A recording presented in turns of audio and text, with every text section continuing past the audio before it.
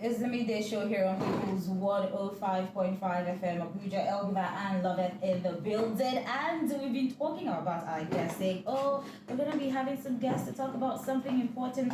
Our guests are in the building. We have Chinyere Obi Obasi, who is the head of Legal Women of Glory, and Amaku Precious, who is from the media unit Women of Glory, and they're going to be talking with us about amplifying the call to end female genital mutilation. Good morning. Thank you so much for joining us. Thank you very much. Good morning. Good morning. Good morning. Good morning. It's so good to see you. Just like ages. It's not. It looks like it's been ages. All right. So today we're talking about amplifying the call to end female genital mutilation. And you would think that, for a long time we've been talking about female genital mutilation. Before we even go into the discussion, let's even define what female genital mutilation is. Because I just had someone this morning ask, I've heard about female genital mutilation, but I'm not really sure I know what it means. So can you tell us, Chinyere Obasi, what it means? Well, it's supposed to be health related because it's dealing with the body. It's dealing with a woman's private part. A woman's private part is made up of so many parts. You have the labia, the clitoris. So there are different types of the female genital mutilation. Some are milder, which is like just cutting off the clitoris. Some lead to cutting off the clitoris and the labia and the associating sites. Some leads to the stitching up of the vagina, leaving a very short opening. All of it is what is called female genital mutilation. But there is something now in modern times. It's been discovered that some women, when they come for omugo, they actually use hot water and press down on the clitoris to reduce the size. That also is a modern form of female genital mutilation that is not known in the past before. That's the definition. All right. You would say that in Nigeria, since we have been having conversations about female genital mutilation, that maybe by now we shouldn't even be talking about it. It should have reduced.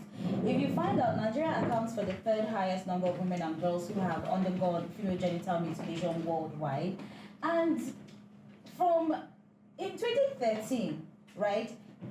Young women in Nigeria between the ages of 15 to 49, the prevalence of FGM among them had reduced. But then again, from 2018, now it has increased again. And you're wondering, what is going on? Why is it increasing instead of dropping? You want to answer that question? Okay, I think it's a culture versus the practice being passed down from generation to generation. Our mothers would say, if we don't, that they'll be promiscuous.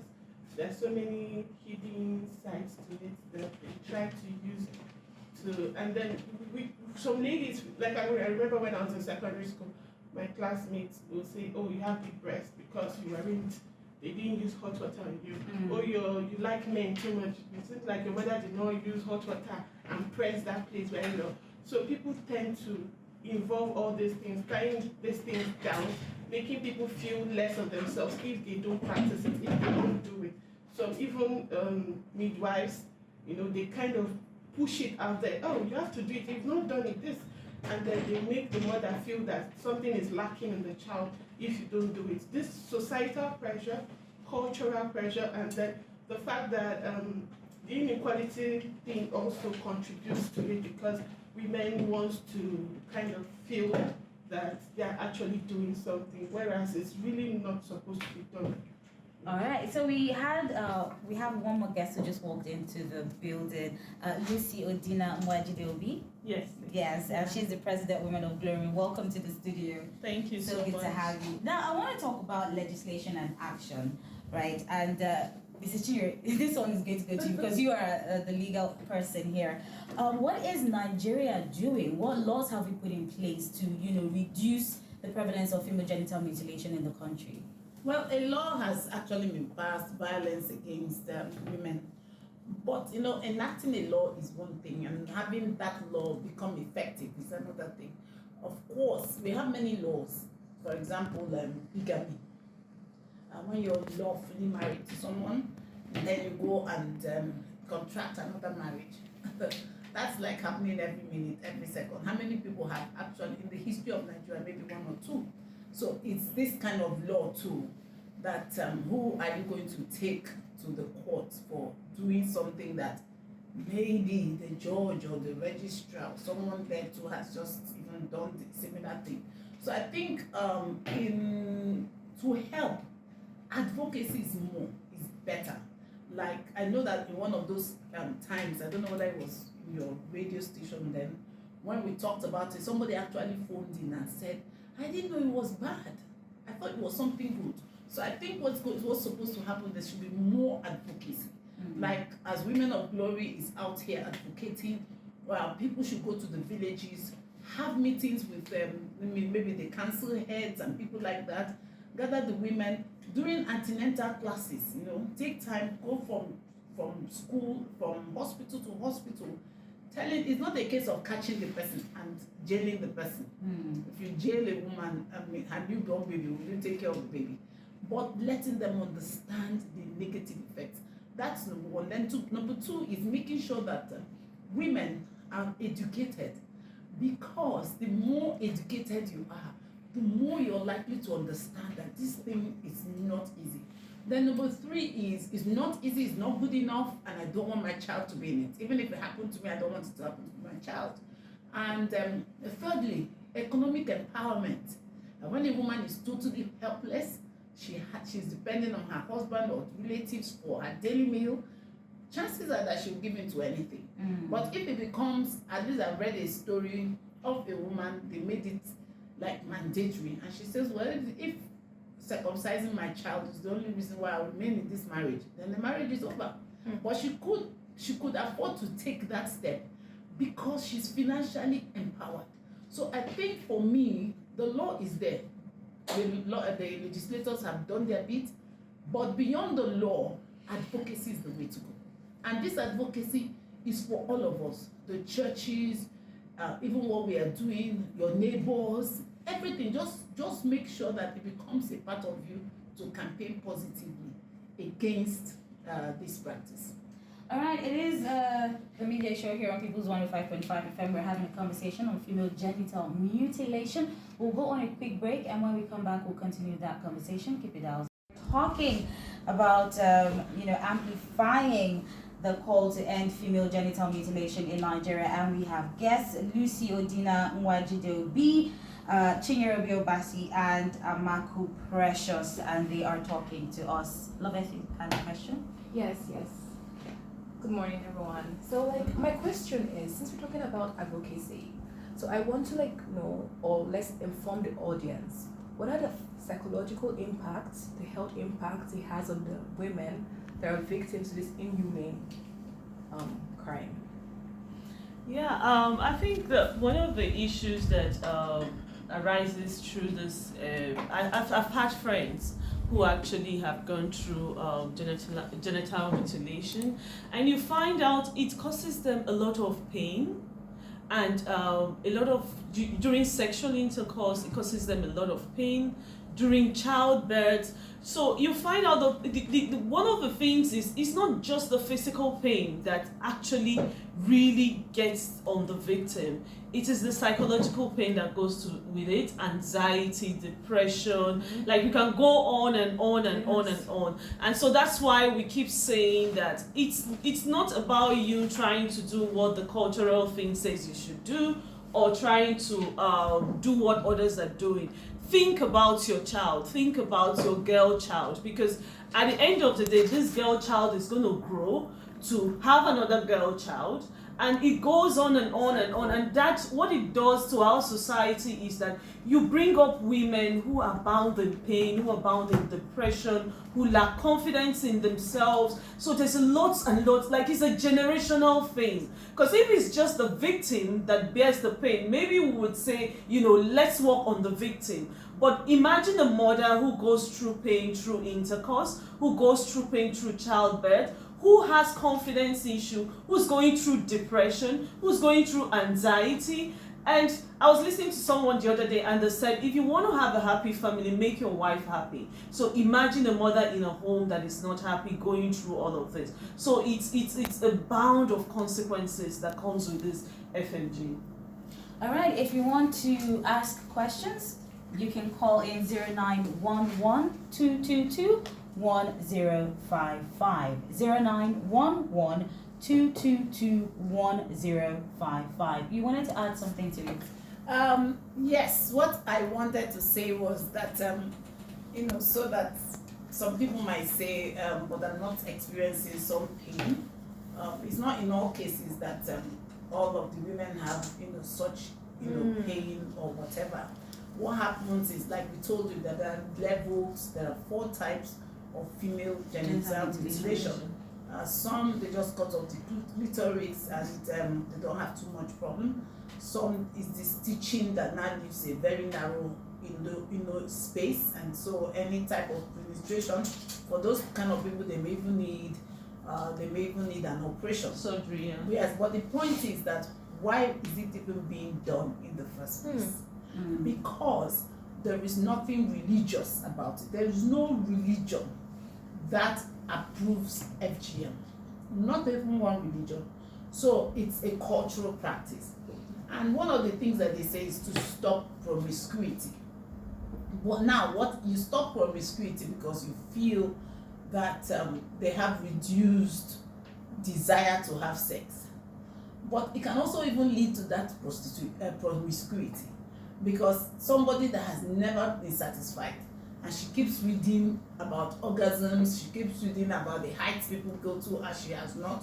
So it may lead her to go into having multiple partners to see if she will experience what people are talking about. So instead of curbing promiscuity, you then help spread it. Yes. And then secondly, another important factor is that it can lead to a breakup in marriage, because this man is married to this woman who has just zero desire to sleep with him, except he makes him move, and then even when he does, whether you sleep with me or not, I don't give you that, I can't be bothered.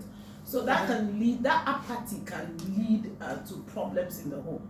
But I think the one that endangers the life of the mother is that women who have been circumcised have a hard time delivering. Because of the limitation, that's been imposed by the court. So they may get some dangerous courts. It's always a very difficult time. So now that we have agreed that there is nothing religious, I mean, if it's a situation of, if you don't circumcise, the person will go to hell. My darling. You read the first. So since we have established that there's nothing religious about it, and please, men, this is not a feminist talk. So some of these laws that are made, they're made by men to please themselves. So they would rather have a wife that they know, they feel in their heart is not playing around. So most of it, all is done is to make them happy. But I think it's time, and that's why it is a violation against the women. That's why it's against women's rights. Your right to have to take a decision on your body, because these things are done from infancy to age 15. At that time, you don't have any say. What does a baby? How can a baby talk to the mother? What would the baby say? So now, what is going to happen is that it's a violation, because if that child wakes up and says, "If I had my way, I wouldn't have been circumcised." So that's how the law also looks at it. That is a violation against the girl. Allow her to make a decision when she's a full grown-up adult of what she wants to do with her body. All right. So talking about the law saying this is a violation against her own body, and we know that Nigeria has passed the Violence Against Persons Act. The other time you said they've done the laws. it's how to enforce it. It's not just about making the laws. What then is the government doing? What should they do to help enforce these laws? Well, the government is overburdened, you should know. I mean, like, you know, they'll tell you that there's one policeman serving how many people. And so imagine you walk into, let's say, now, let's say I'm a grandmother, praise God, to be. If I am a grandmother, and I walk into the police station and say, my granddaughter, can you imagine? They have to arrest my son-in-law. He just ordered that my grandchild be circumcised. What do you think that the policeman will do? Madam, see this man here now. They stole his car, pushed him out, see bruises. See this other, as we are now, we have a distress call that armed robbery, and you are coming here with, I beg, pass, let's see road. So they may even end up saying that it's a family matter, it's a whatever, go and settle it. So the government is, of course, if you push and push and push, maybe like a feeder or a woman of glory says this man must go to jail. If you push and push and push, yes, but again, the law in Nigeria, the way the courts function, doesn't make it very easy for people to get justice. So a matter that you think should end, is a walkover, can last for years. And you know, by the time you go to court today, go to court tomorrow, the man is not sitting, this one happened. The woman set pressure on her, she will just come and say, let's forget about it. So there are many limitations to this law taking effect the way it ought to take effect. So that's why advocacy, empowerment of the girl child is what will help. What will help in curbing it. You may not eradicate it 100%, or you can greatly reduce it. Yeah, just to add to what she has said, I think one of the things that we're also advocating for is creating proper awareness. Because you find out that when we talk about the law, it's people who know the law that even get to use the law. We have a lot of people in the local areas, in our communities, who don't even know there's a law against this thing. So that's why we're here, and we're also advocating that people who know about this, when you travel to your communities, when you travel to your hometown, create an avenue where you teach the women, because sometimes, even though they say ignorance of the law is not an excuse, but we know in our grassroots that some of them can't even hear what we're saying in the radio today. Some of them don't have access to the internet. They can't even buy that at some top of having access to the internet. That's why we're telling mothers, women, if you're a grandmother, you're educated, it doesn't cost you anything when you travel for festive period, burials and all of that, to teach your community, you know, those small group of women. Because if you teach one woman the dangers of this in a community, no matter what, she will say something. Even if it's happening to her grandchild or to her friend's child, she will say, I hear say no good, no do am.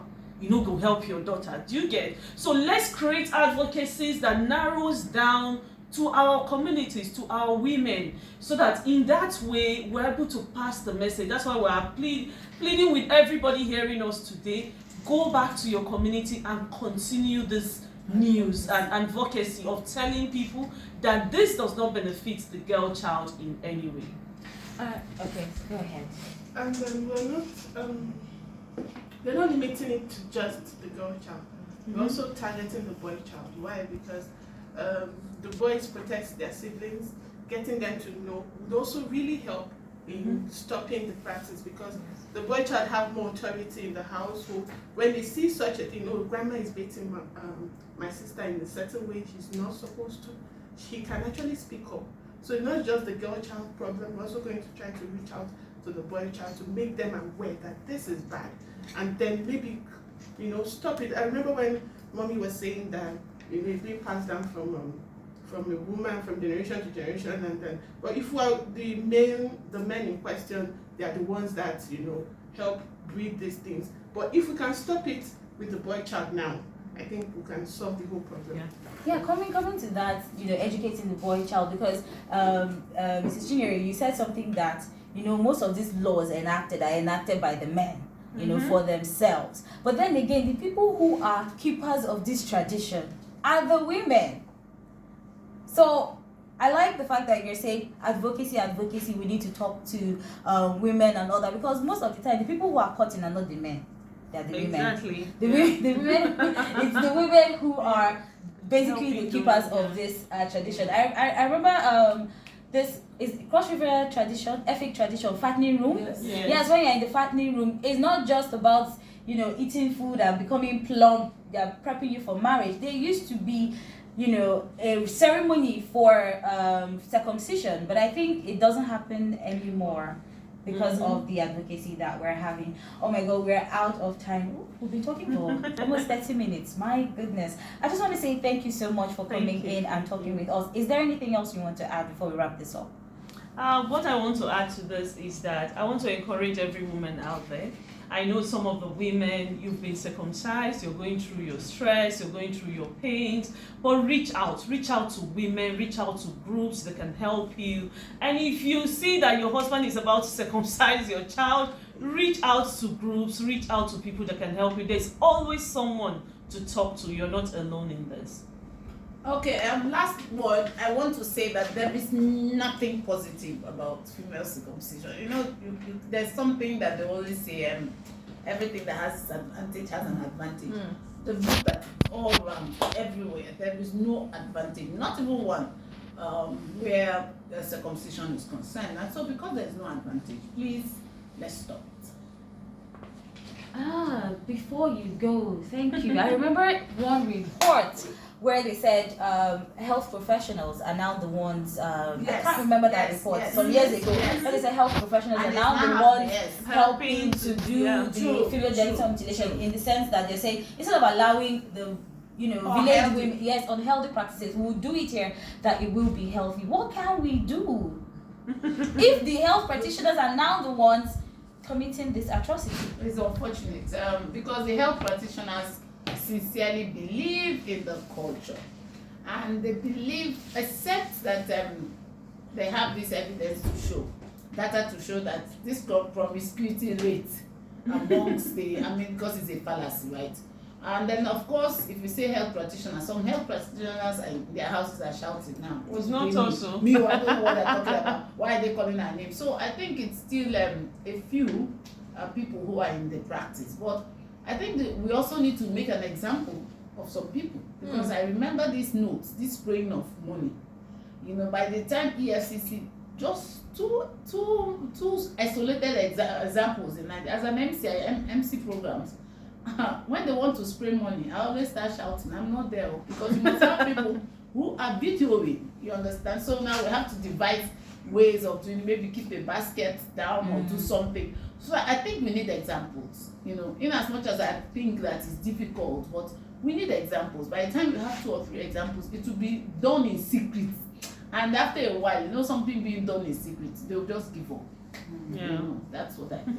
Thank you so much for coming in today. It was amazing having you, as always. It's still the Midday Show here on People's 105.5 FM. Don't go anywhere.